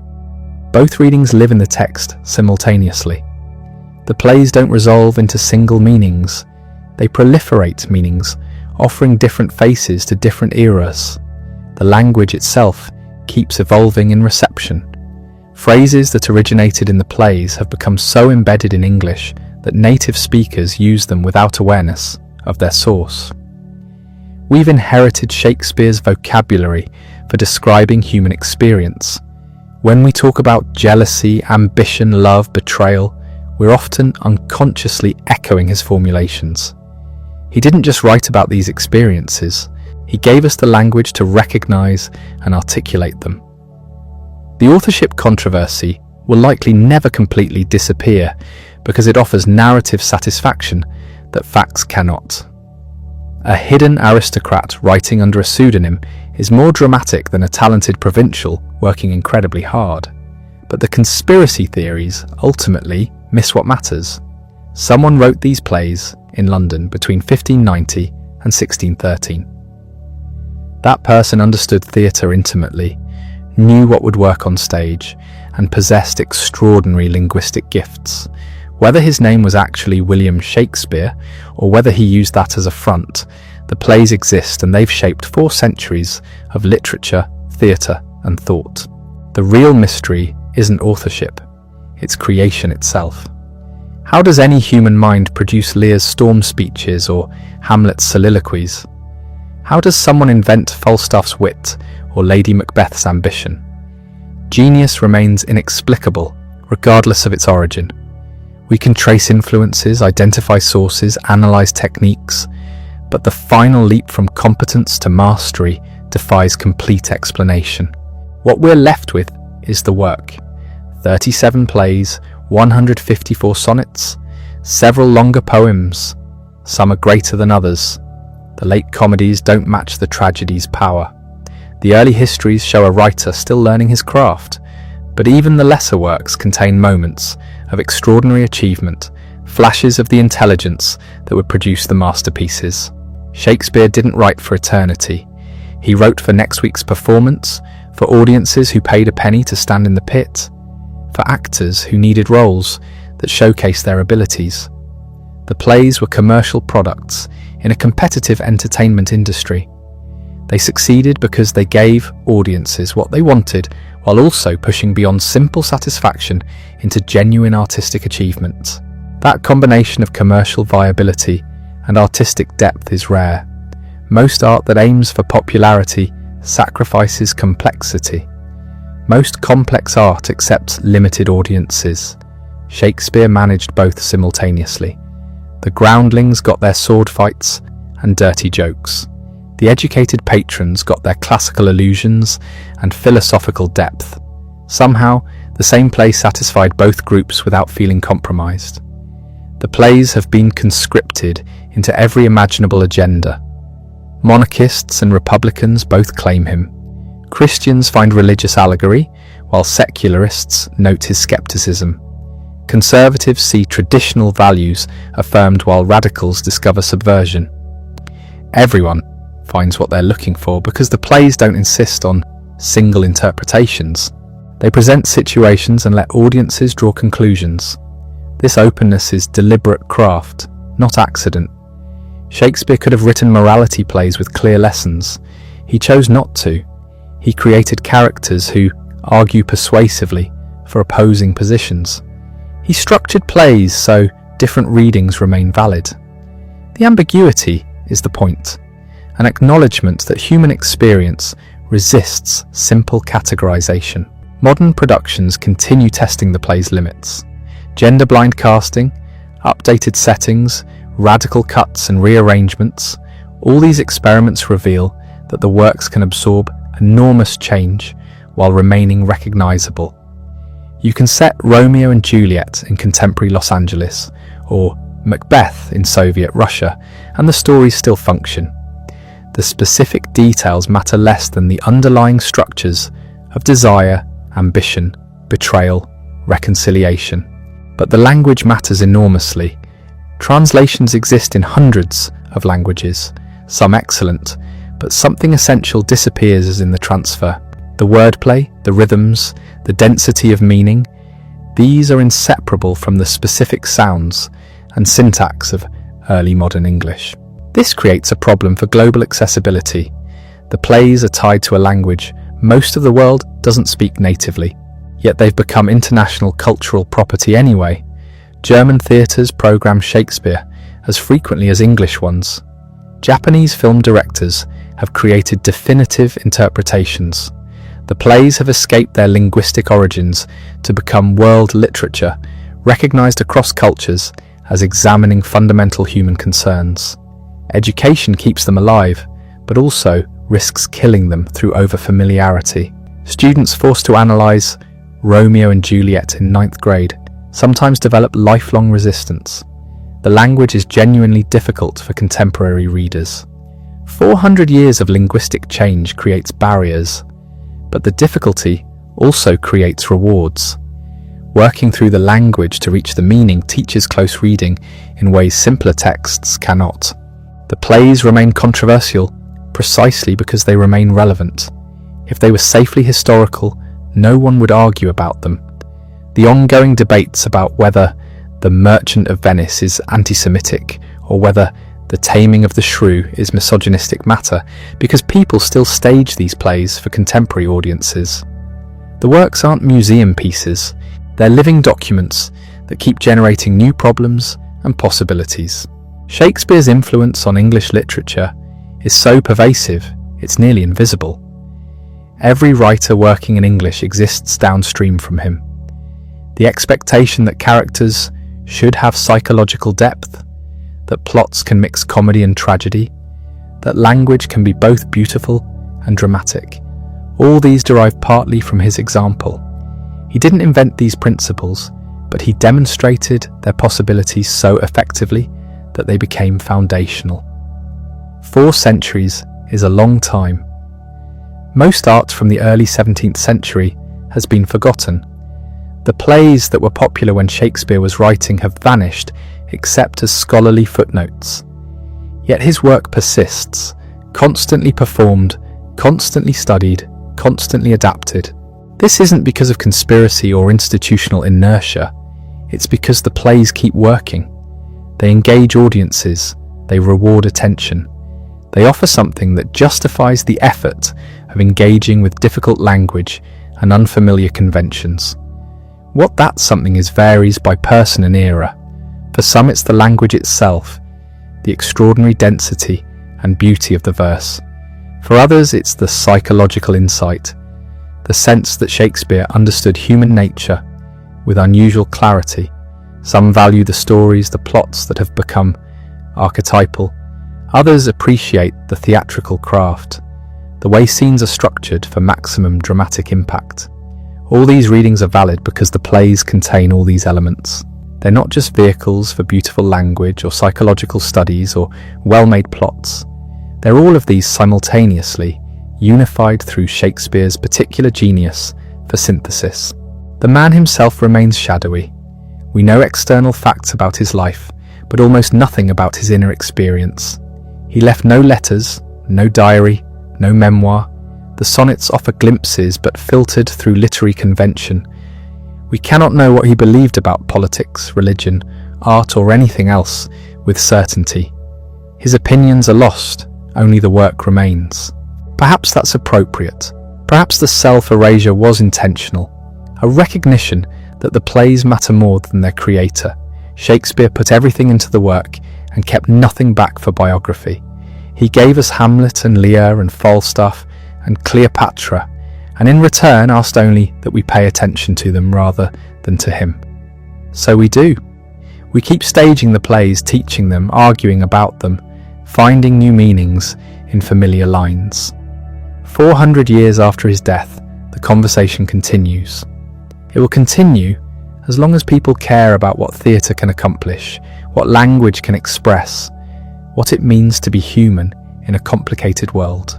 The plays endure because they address questions that don't have final answers, only better and worse provisional responses.